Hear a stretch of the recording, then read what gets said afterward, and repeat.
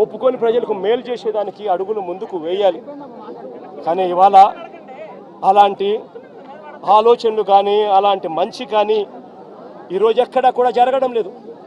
ఒక్క రైతు భరోసా కింద సొమ్ము కింద మాత్రమే జగనన్న ప్రభుత్వంలో వైఎస్ఆర్సీపీ ప్రభుత్వంలో 13,500 రూపాయలు చొప్పున ప్రతి రైతన్నకు ఇచ్చిన సొమ్మే 53,58,000 మంది రైతన్నలకు అక్షరాల 34,288 కోట్ల రూపాయలు ఒక్క రైతు భరోసా సొమ్మే.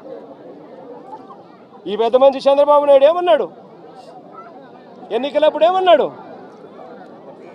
తాను తన ఎమ్మెల్యేలు డోర్ టు డోర్ క్యాంపెయిన్ చేసేటప్పుడు ఏమన్నాడు?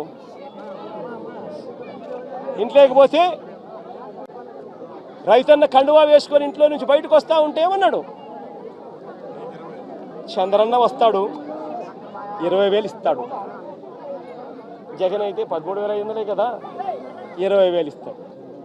అదే చిన్న చిన్న పిల్లలు కనపడితే ఏమనేవాడు? అదే ఇంట్లో చిన్న చిన్న పిల్లలు కనపడితే ఏమనేవాడు? నీకు 15,000. చిట్టి తల్లి ఇట్రామ్మా, ఇట్రా తల్లి, ఇటు ఇటు ఇటు ఇటు ఇటు ఇటు దగ్గరకు వచ్చి దగ్గరకు వచ్చి దగ్గరకు వచ్చాయి దగ్గరకు వచ్చి దగ్గరకు వచ్చి దగ్గరకు వచ్చాయి ఇటు ఇటు ఇటు ఇటు ఇటు నీకు 15,000. ఇదిగో నీ తమ్ముడికి నీకు 15,000.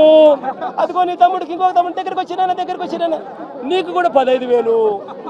నీకు ఇంకో పాప నీకు కూడా 15,000. సంతోషమా అని చంద్రబాబు అనేవాడు. అదే జగన్ అయితే అమ్మఒడి కింద కేవలం 15,000 మాత్రమే వేస్తాడు. అదే చంద్రబాబు అయితే సూపర్ 6లో చెప్పాడు నీకు 15,000, నీకు 15,000, నీకు 15,000, నీకు 15,000 అని చెప్పాడు. అని పిల్లలను మోసం చేశాడు, అక్క చెల్లెమ్మలను మోసం చేశాడు. ఆ ఇంట్లో నుంచి వాళ్ళ అమ్మ బయటకు వస్తే వాళ్ళ అమ్మ, వాళ్ళ చిన్నమ్మ, ఇటువంటి వాళ్ళు ఎవరైనా బయటకు వస్తే, నీ పేరేం పేరు తల్లి? నందిని లాంటి తల్లి బయటకు వస్తే ఇంట్లో నుంచి ఆ తల్లిని చూపించి ప్రతి మహిళకు 18 సంవత్సరాలు నిండిన ప్రతి మహిళకు మా చంద్రన్న సూపర్ 6లో చెప్పాడు ప్రతి మహిళకు నెలకు 1,500 రూపాయలు చొప్పున సంవత్సరానికి 18,000. నీకు 18,000 చెల్లెమ్మ, నీకు 18,000, నీకు 18,000 అని ఆ ఇంట్లో నుంచి వచ్చిన ప్రతి ఒక్కరూ ఆ అమ్మకు, ఆ చిన్నమ్మకు, ఆ పెద్దమ్మకు అందరికీ నీకు 18,000, నీకు 18,000, నీకు 18,000 చెప్పాడు. అందరితో ఆగిపోయాడా? ఆ ఇంట్లో నుంచి 50 ఏళ్ళ పై చిలుకు గల మహిళ ఎవరైనా బయటకు వస్తే, మా అమ్మ జమ్మ వయసులో ఉన్న ఎవరైనా బయటకు వస్తే, మా అమ్మలంటమ్మ బయటకు వస్తే వీళ్ళకేమనేవాడు? జగన్ అయితే నీకు 18,000 ఇస్తాడు, మా చంద్రన్ అయితే నీకు 48,000 ఇస్తాడు అని చెప్పి అమ్మను మోసం చేశాడు. ఇంట్లో నుంచి ఒక 20 ఏళ్ళ పిల్లోడు బయటకు వస్తే ఏమనేవాడు? నీ పేరేం పేరమ్మా? ప్రకాష్. ఇట్లా ఇంట్లో నుంచి బయటకు వస్తే ఏమనేవాడు? ప్రకాష్ నీకు నెలకు 3,000, నీకు సంవత్సరానికి 36,000 నిరుద్యోగ వృత్తి నీకు ఇస్తాను. నేను అడుగుతా ఉన్నానయ్యా, ఎన్నికలు అయిపోయి 4 నెలలు అయిపోయింది. ప్రజలందరూ ఎదురు చూస్తూ ఉన్నారు. పిల్లలు బడులకు కూడా పోవడం మొదలుపెట్టాడు. బడులకు పోతా ఉన్నారు పిల్లలు. పోయింది, ఇంతకుముందు వచ్చే అమ్మఒడి పోయింది. వ్యవసాయం చేస్తూ ఉన్న రైతులు ఉన్నారు, ఇంతకుముందు వచ్చే రైతు భరోసా సొమ్ము పోయింది. ఇంతకుముందు చేయూత వచ్చేది, చేయూత పోయింది. 0 వడ్డీ పోయింది. ఆసరా ఇంతకుముందు జగన్ కరికరంతో అది కూడా మంచి చేశాడు, దాని గురించి అట్టాగా ఊసేయలేదు. నేను అడుగుతా ఉన్నా, ఇంత